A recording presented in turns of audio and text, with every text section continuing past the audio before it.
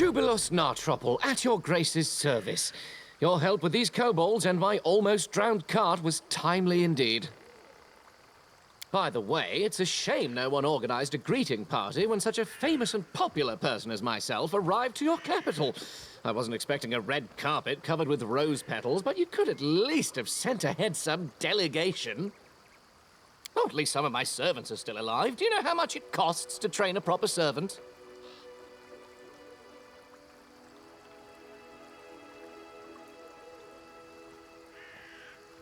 Sounds like your servants are nothing but tools to you. Truly, with masters like that, being a servant is not much of an improvement over being a slave. What's this then? Run along, little girl. The grown-ups are talking. So, you're not only arrogant, but a boorish swine as well. Why am I not surprised at all? Also, while I'm on that, I'd like to make an official announcement. The roads in your barony are in terrible condition. People must search for wading fords to cross the rivers because no one had bothered themselves with building bridges, and honest travelers have to take the risk of being attacked by kobolds at any moment. So, what did you say your barony was called? Whatever, never mind. When I draw the map of these lands, I will call them Maybe Local Baroness Will Help. I guess it's a fitting name.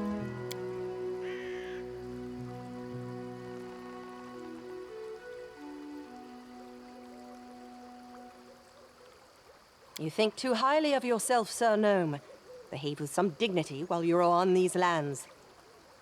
Oh, I see. The very spirit of knighthood embodied. So, what do you propose me to do, Sir Knight? Should I lie? By no means. But you shall not be so blunt. I bid you to express your opinion in a more courteous form. Your problem, Sir Knight, is that you worry too much about form and appearance. Unsurprisingly so, considering your pretty face. As for me, I worry solely about the content.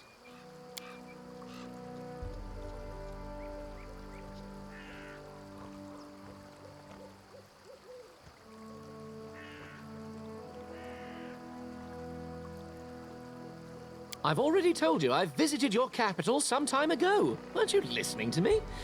And I'm used to being greeted by officials when I arrive to settlements of at least some importance. The glory of myself and my exploits usually precedes me, and officials usually prefer to be on good terms with me. Yes, you're right. I should have remembered that your lands are in the middle of nowhere, and you don't get updates on important things in time.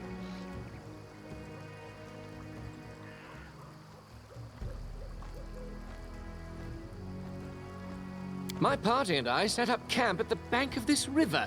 We'd just finished kindling the fire when that purple bastard appeared. You know what he told me? He introduced himself as the King of the Kobolds and told me he needed our clothes because he wanted to dress his subjects properly, you see, as long as they've established the kingdom of their own.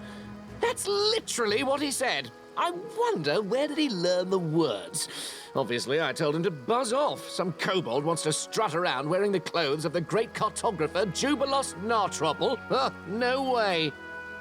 So I've been explaining my position to him, being rather eloquent too, suggesting he and his so-called kingdom might as well fall into the deepest sinkhole.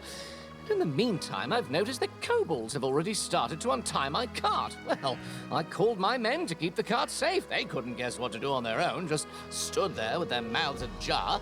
Then things heated up as the fighting started, and while we were fighting, the ponies dragged the cart to the river. Ah, stupid animals.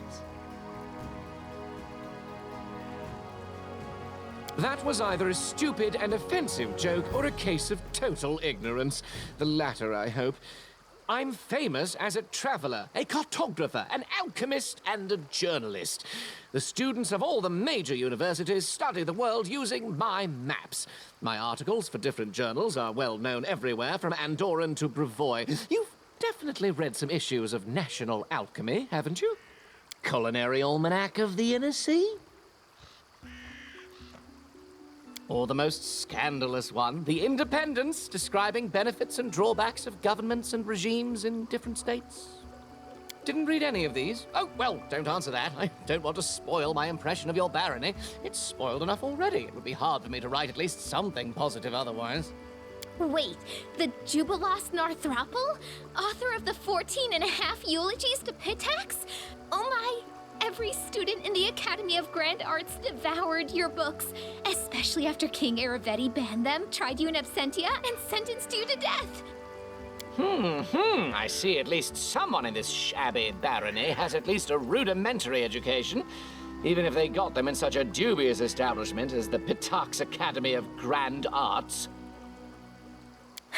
I was expelled for irreverence. Ha! Is this so? Well, if it is true, then you just might not be beyond hope. I pursued two objectives.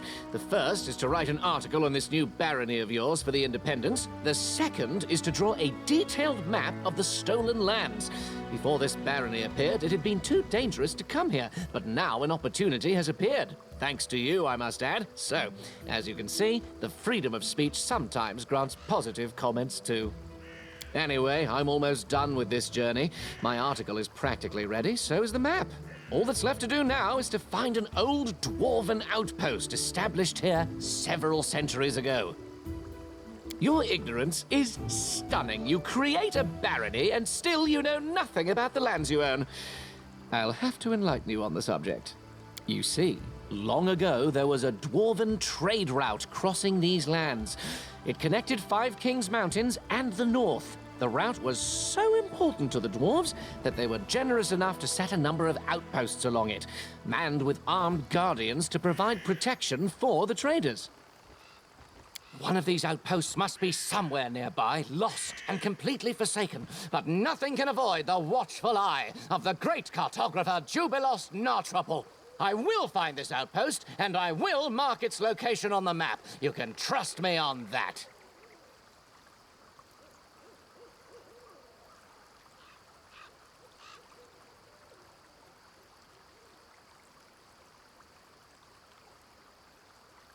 Why not? Dwarves like being underground, trolls like being underground too.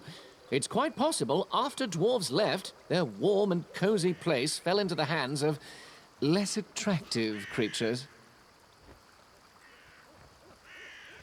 Well, you proved to be a capable companion in a case of emergency.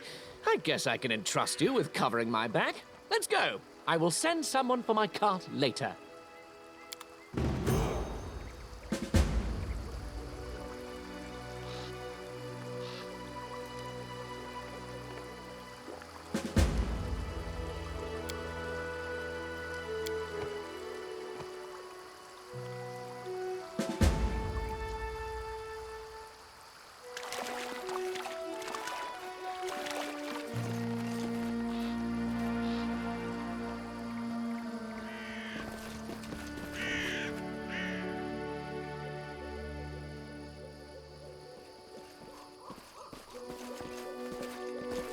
Don't hesitate.